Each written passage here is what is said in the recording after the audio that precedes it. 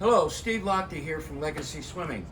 As I discussed before, I want to go over the couple elements of each stroke. And as I did last week, butterfly, I talked to you a little bit about the timing of the breath and the rotation on the recovery. But today I want to talk about backstroke. Now, I was very proud that my son has broken the world's record in the 200 back in 2:07. He re-broke it in 2008 in Beijing and won the gold medal in the 200 backstroke.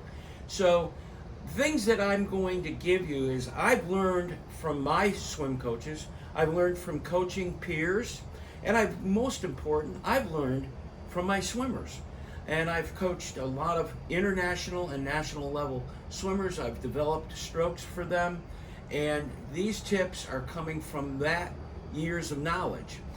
Number one thing in backstroke, rotation. Rotation. Backstroke shouldn't be called backstroke. Backstroke should be called left side, right side stroke, because you really are never on your back when you're swimming backstroke correctly. You should be getting your hands deeper into the water.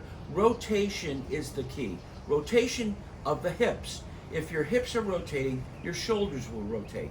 So the two major tips that I'm going to give you is number one, entry.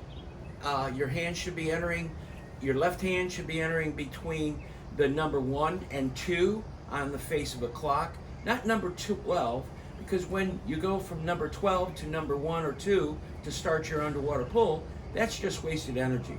And on your right side, you should be going between number 10 and 11 on the face of a clock. Now, when you're entering the water, you should be entering with your little index finger, or your little finger, not your index finger, I'm sorry.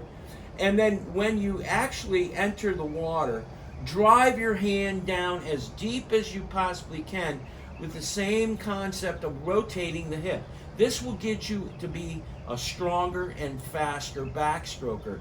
I go to swim meets and I see age groupers and they're swimming on their back and I see a lot of bubbles around their hands.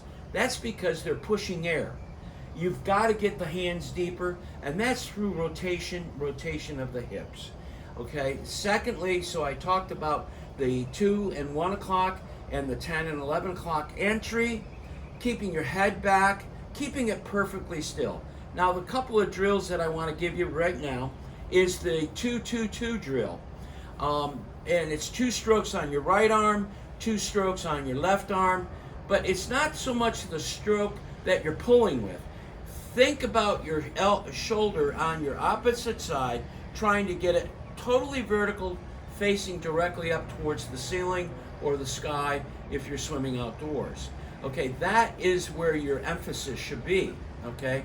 I also do a 3-6 drill, where you're pulling 3 strokes with the one arm and kicking 6 kicks, keeping yourself on the side, on your right side or on your left side, okay?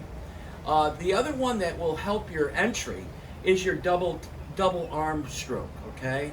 Your double arm stroke together, and unless you're really, flexible in the shoulders, you're going to have to enter on the 1 and 2 or the 10 and 9 or the 10 and 11 entry, okay?